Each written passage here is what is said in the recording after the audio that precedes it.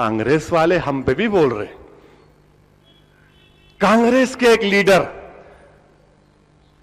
कश्मीर के, नाम नहीं लेता, बड़े आदमी है बहुत, चिढ़ जाएंगे उन्होंने बोले देखो वो इसी कम्युनलिज्म करते, ये भेदभाव की पॉलिटिक्स करते, क्या है इनका है?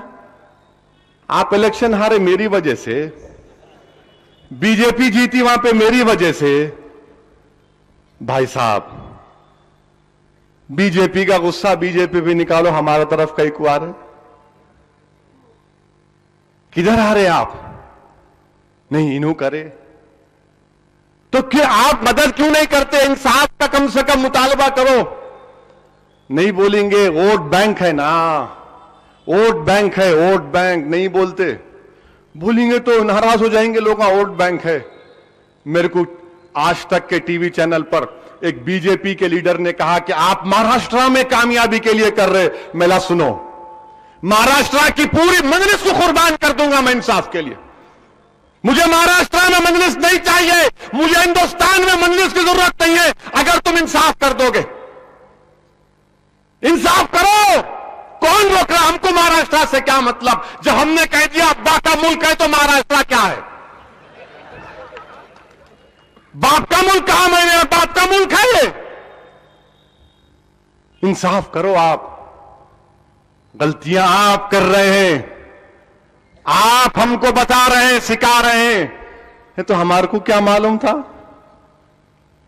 मालूम हुआ, पढ़े तो मालूम हुआ। जगन्नाथ साहब लिखे, ज्योति पुनवानी लिखे, बड़े बड़े जर्नलिस्ट लिखे तो मालूम हुआ। ओफो, हम खामखा समझ रहे थे अपन ही परेशान, गलती में उन्होंने बहुत बड़े गलती में ये काम हो रहा है।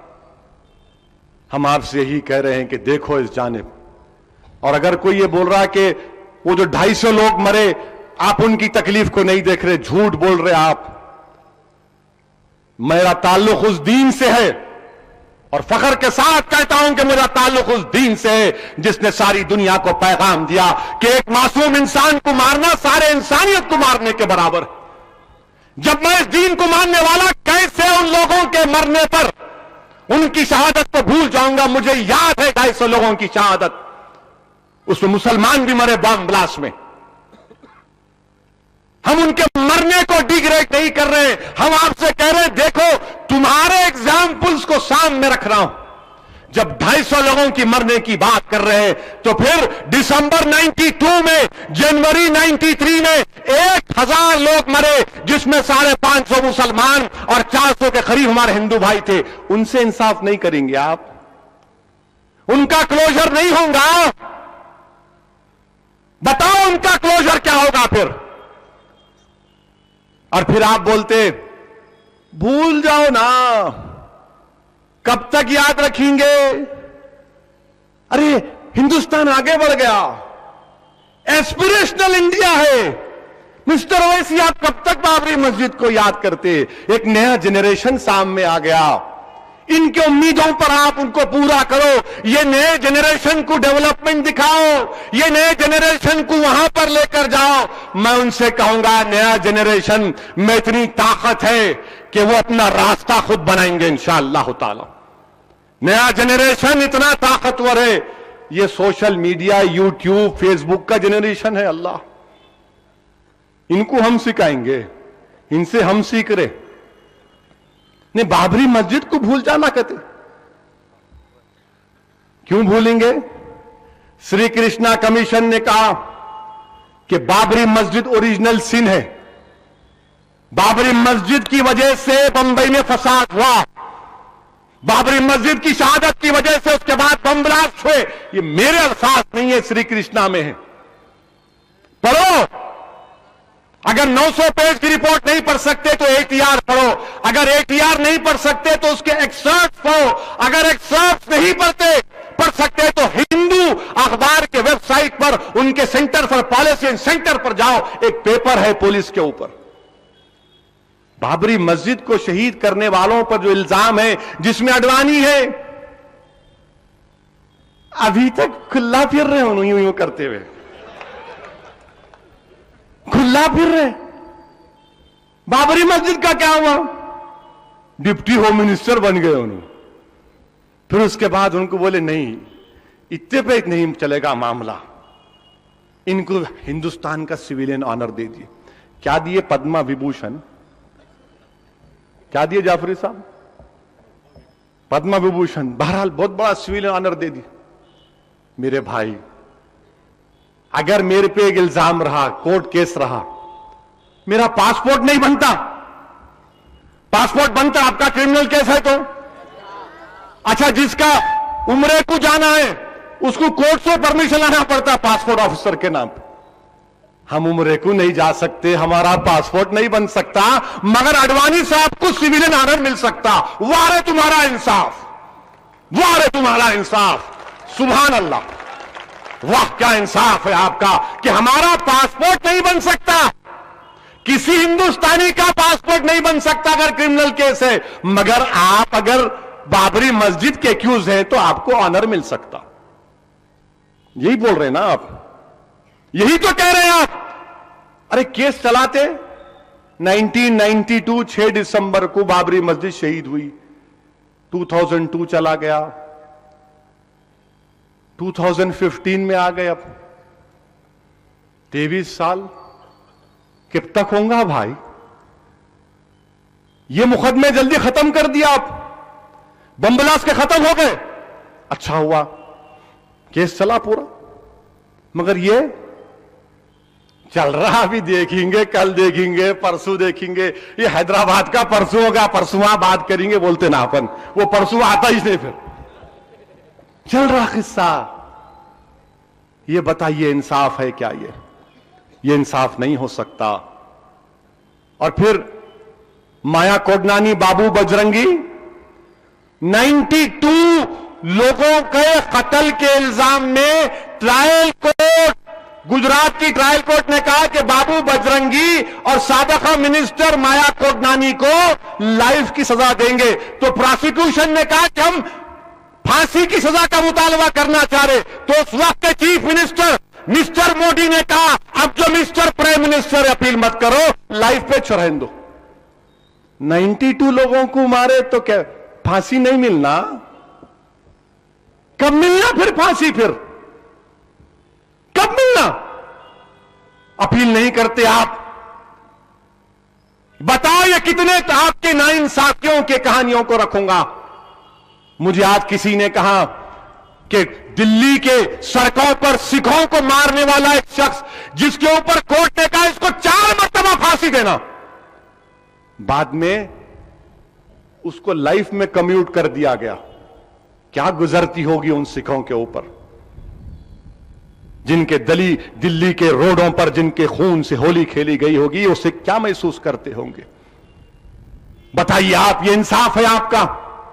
जब हम ये बातें करते हो बोलते क्यों बोलते हो तुम सब बातें? ये दूसरा नहीं है तुम्हारे को, खाली हिंदू मुस्लिम, खाली हिंदू मुस्लिम, खाली हिंदू मुस्लिम। अरे मेरे भाई, बाबरी मस्जिद हिंदू मुसलमान, ये मुसलमान का इशू नहीं है, ये इंसाफ का मसला है। बाबरी मस्जिद इंसाफ का मसला है।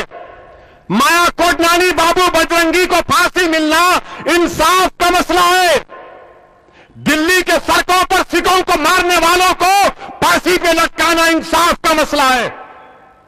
यह सिखों का या हिंदुओं का या मुसलमानों का, ईसाइयों का मसला नहीं है, यह इंसाफ का मसला है। बताओ मैं क्या गुनाह कर रहा हूं?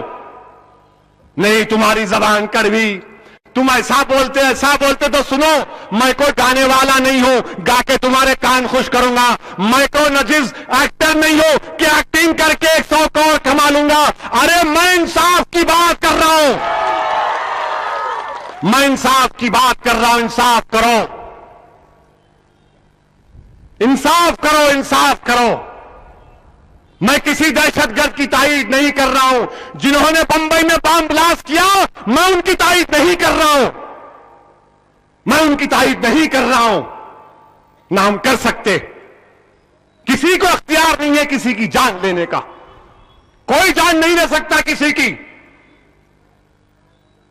मगर यहां इंसाफ नहीं कर रहे आप, इसीलिए हम कह रहे हैं इंसाफ करो।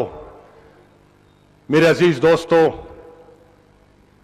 कोर्ट का क्या फैसला आएगा हम नहीं जानते, मगर हमने जब बाबरी मस्जिद के ताल्लुक से फैसला किया, पर्सनल लॉ बोर्ड ने फैसला किया कि जो फैसला आएगा सुप्रीम कोर्ट का हमारे लिए काबिल कबूल होगा।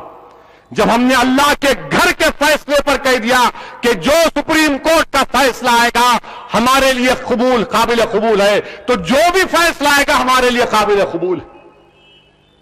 और याद रखो मेरे अजीज दोस्तों, अमन को कायम रखो, अमन बिगड़ना नहीं चाहिए, अमन बिगड़ना नहीं चाहिए। कोई अमन नहीं बिगड़ेगा इंशाअल्लाह ताला। मगर याद रखो, हिंदुस्तान की तारीख में लिखा जाएगा, लोग याद रखेंगे बाबरी मस्जिद को। तुम कह रहे हो कि नया जनरेशन एस्पिरेशनल जनरेशन आया भूल जाएगा, नहीं भूलेगा ना इंशाअल्लाह ताला हम भुलाने देंगे। अरे मस्जिद अक्सा नहीं भूले तो बाबरी मस्जिद भूलेंगे। अबू जहल को नहीं भूले तो जो लोग बाबरी मस्जिद को शहीद करने वाले थे उनको भूल जाएंगे, नहीं भूलेंगे इंशाअल्लाह ताला। इंसाफ का हम मुतालबा करते रहेंगे। और याद रखो मेरे अजीज दोस्तों, कामयाबी यह नहीं है कि दुश्मन पर उसको तहस नहस करो, कामयाबी है कि हक के लिए लड़ो, हक के लिए लड़ो। नतीजा कभी आए उसको मत देखो, लड़ते रहो इंसाफ से। और जमहूरियत के दायरे में रहकर अमन को बरकरार रखते हुए हमको लड़ना है इंशाअल्लाह ताला। लोग कहते हैं कि वो दहशतगर्दी थी, तो फिर महात्मा गांधी का कत्ल दहशतगर्दी नहीं था? बाबरी मस्जिद की शहादत दहशतगर्दी नहीं थी? दिल्ली के सड़कों पर सिखों का कत्ल करना दहशतगर्दी नहीं थी?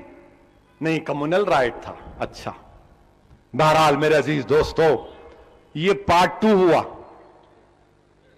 फिर देखते क्या बोलते हैं लोग, उसके बाद पार्ट 3 करेंगे।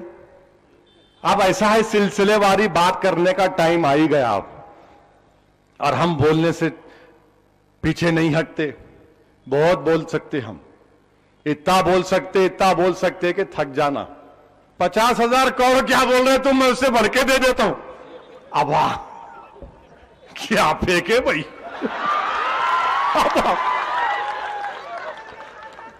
50,000 को उससे बढ़ के दे देता हूं मैं। ऐसा करूं